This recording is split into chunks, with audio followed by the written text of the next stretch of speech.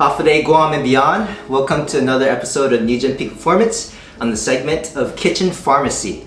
So today I'm really excited to have our chef here, Dylan Saad, from Primo, Pizzakaya, and Savage. I've eaten a few Michelin star restaurants, and if I were able to grant some Michelin stars, this is the guy I would give Michelin star to. So I'm actually here to really catch two fish with one spear. So I wanted to learn something to make from scratch, a dish from scratch, a healthy meal, but also it's about relationships. And I just wanted to make this an event. I actually have my team from Newgen Physical Therapy right behind the camera. So they're here to kind of hang out, share this event with me. And after this, we're gonna break some bread, have this wonderful meal, and have a little bit of a team bonding event. So yeah, I just want to thank the Newgen team for having us come out. We're going to kind of prepare a little dish for you, an appetizer that you can also take home and cook for your other half, for family, friends, whatever you like. So we're doing a seared Hokkaido scallop. That's going to be with a barley risotto, so we use a whole grain barley, which is a lot healthier than some other grains that you'll find. And then we'll be doing that with a carrot puree with a little bit of curry in there, and then a nice cucumber relish on top. So a lot of bright flavors, nice and healthy, and still very pretty. So we're going to start by cooking the barley. So this is a whole grain barley. It comes dry. We just cook it like pasta. So if you guys aren't familiar with barley, that's what they make beer out of. So it's very similar to wheat, whole wheat berries. So we're just going to put this in here. We're going to add a little bit of veg stock that we pre-made. So carrot, celery, onion, a little bit of ginger, a little bit of garlic. So we're just going to put this in there and get it on the stove, start cooking it. So how long until the beer actually comes out? No beer actually. Asking the right place for that one. Alright, so that's cooking. It'll start going. We're going to start prepping our carrot. So I'll have Kenji peel the carrot for us. He's using a Kunrikon peeler. It's like the gold standard. If you guys are looking for kitchen gear, plug out Culture Culinary Supply. They got you covered. So Kenji, how long you been with Primo now? well, like 2 years, something like that. Alright. Including the sabbatical, or? Kenji's been with us a good amount of time. He got the opportunity to take some time off and go travel. So that was cool. Brought back a lot of cool flavors and ideas. We got the carrot here. We're gonna add a little veg stock here as well, and then just some water. And we'll just start cooking these down so they're soft. So next thing we're gonna do, when we cook proteins, we always want them to be at room temperature. Okay. When they're cold, they don't cook kind of the same way. So we're gonna take these scallops here. These are from Japan. We're gonna take what's called the foot off. So the foot on a scallop is this little white kind of muscle here, right? So this is what attaches it to the shell. This thing is pretty rubbery, so we're just gonna peel these off. Oh, here. Let's pull up here. Let's pull up the table. No. I don't think we've I think I've had them once. Want to do the last one? Last one? Alright, last one. Alright. Did you rearrange the salt grains? Earlier I left with Ah, this part, right? Yeah. Wow, that was so difficult. At your restaurants, do you try to like not waste any part of like whatever meat? Or... Yeah, I mean, so everything we buy, we pay for, right? Yeah. So the less waste, the more we can utilize everything, the more like successful we'll be. So it really is, yeah, trying to prevent as much waste as possible. But usually this goes to the boys at the end of the night. When we do scallops, they'll cook up something to eat at the end of the night. So we've got our scallops coming up to temp, all the feet pulled. We won't season yet because salt will start pulling the moisture out of it and it'll make them a little rubbery. So we'll wait on that a little bit. Those are boiling and cooking. We're gonna let those kind of work. We're gonna start on this cucumber relish, whatever we want to call this thing. So we've got a cucumber here. Kenji's gonna show you one technique, which is more of a Japanese sheeting technique. And then I'll show you a more simple one. So we just have a cucumber here. I'm just gonna cut nice thin slices off of it, and then just a really fine small dice. Cutting the cucumber or anything. Yeah.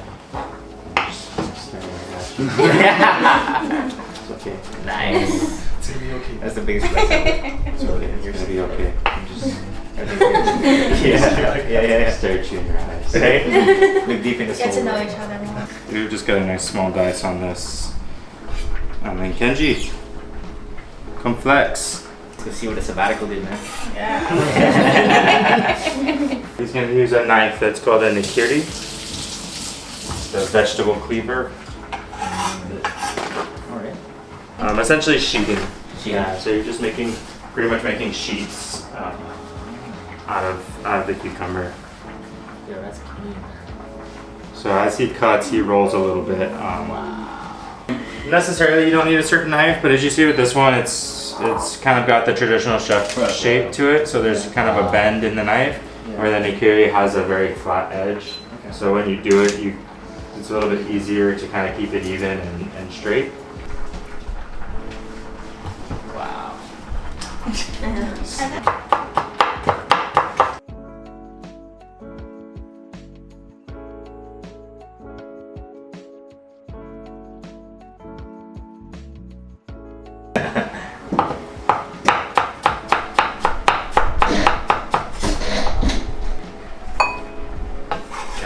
So then I'll show them the bell pepper.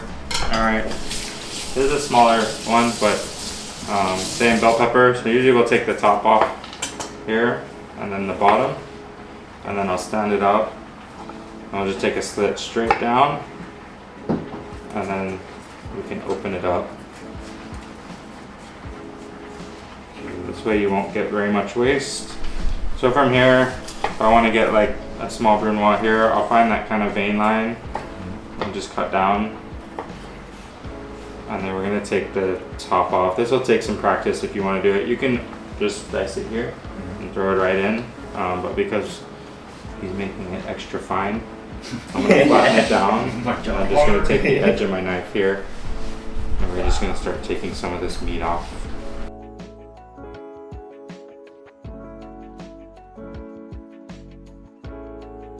So what got you into cooking, chef? Great question.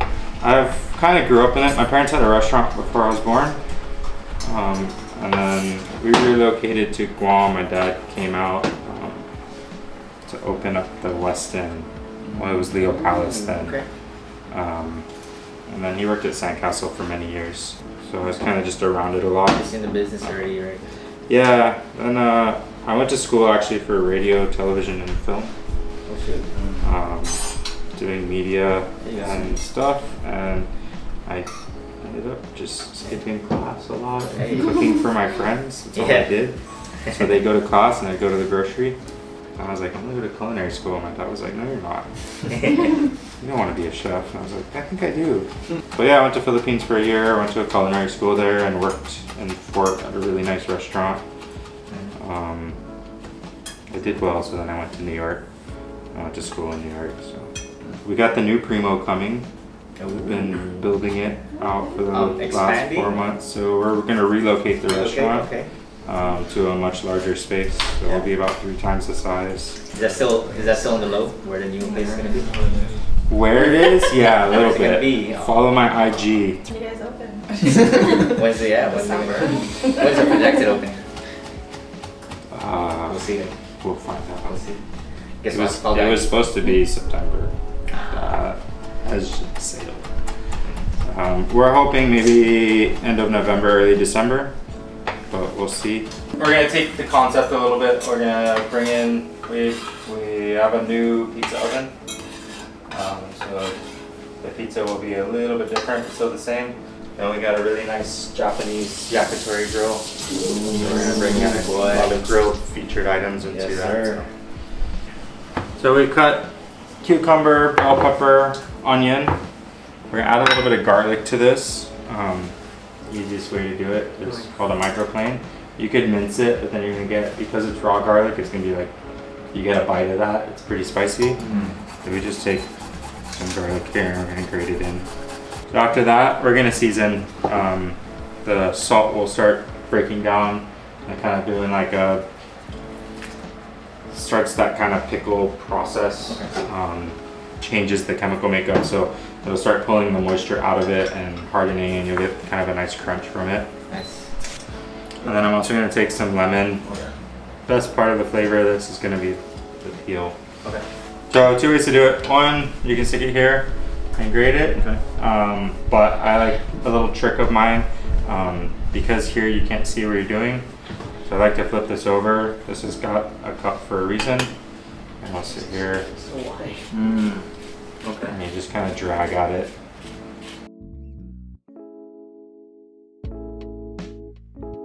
Always juice up and your seeds don't go in.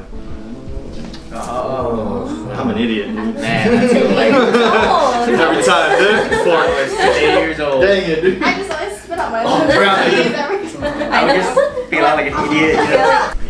Cool.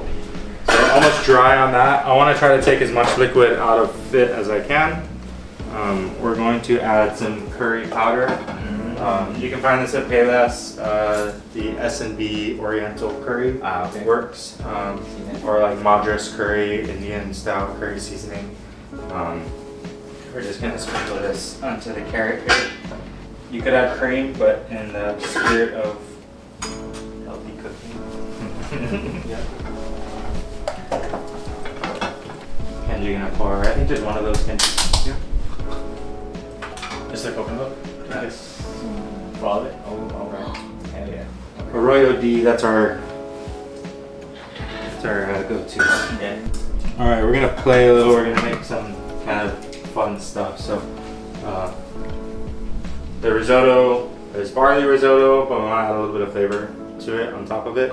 I've got just black sesame here. I'm gonna put it in a spice grinder, and we're just gonna make a black sesame powder. This is super good to use on like all kinds of stuff, like coarse powder. And then we're gonna add it to that with a little bit of chili oil. This we make at Primo, and Savage, our house ryu, but you can just buy chili oil. The S&B one works as well. Bro, even that savage hot chicken? So that's dumped in that. Yeah, that's one of my favorites. Dumped in that and seasoned with our hot. Carrot puree, emulsion, however fancy you want to sound, is almost there. Emulsion just means you're boiling it down, so. Yeah, I'm going to turn this off. We've got most of the liquid out. I don't want to take all of it out because that's also what we're going to use to kind of mix the sauce.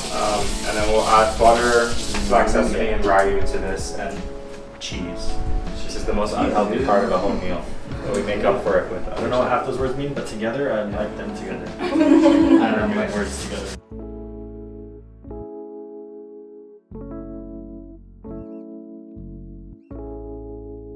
We're going to cut parsley. So what I like to do, just to get it really fine, is we're just gonna roll it into a bunch and fold it over and make it as tight as possible. Yeah, you roll that up.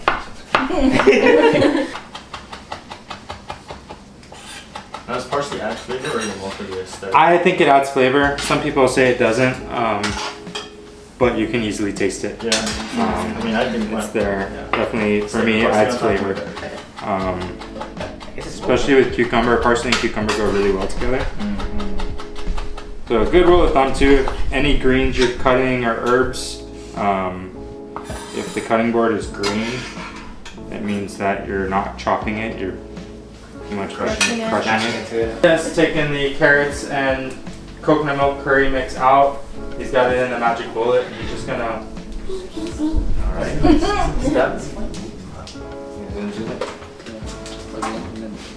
Alright. This is done, beautiful. We're going to work on the risotto now. So salt's an interesting thing. A lot of people just think it makes things salty. But what it really does is all of the salt, right there, everything is atoms positively charged, negatively charged, right? So these are positive ions that when they touch your tongue, they create micro reactions, right? So as those micro reactions happen, what it does is as each time it kind of like sparks, it opens up parts of your tongue and your palate. So it doesn't just make things seasoned, but it actually allows flavor to penetrate into your palate. Even like desserts and pastry, I always recommend like your Sea cookies. salt, yeah, sea salt chocolate chip makes more Add sense. a Chocolate chip pinch like of salt to anything when you make pie, when you make ice cream or anything. Wow. Everything has just enough salt in it to give you a little bit of a bite. Now we're gonna add that black sesame to this. And chili oil. And then we got some Parmesan here. That's another one.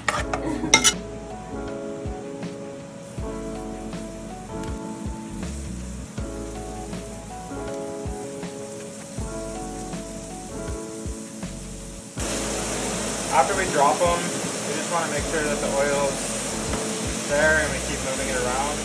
The scallops are one of the trickiest things to cook, mostly because people don't have their pan hot enough and they don't keep them moving, so they end up sticking. We use avocado oil. Why? Healthier, and also has a higher smoke point. So a lot of those like volatile compounds will start burning off like you find in those pressed seed oils like canola. All right, it's time for plate up, guys.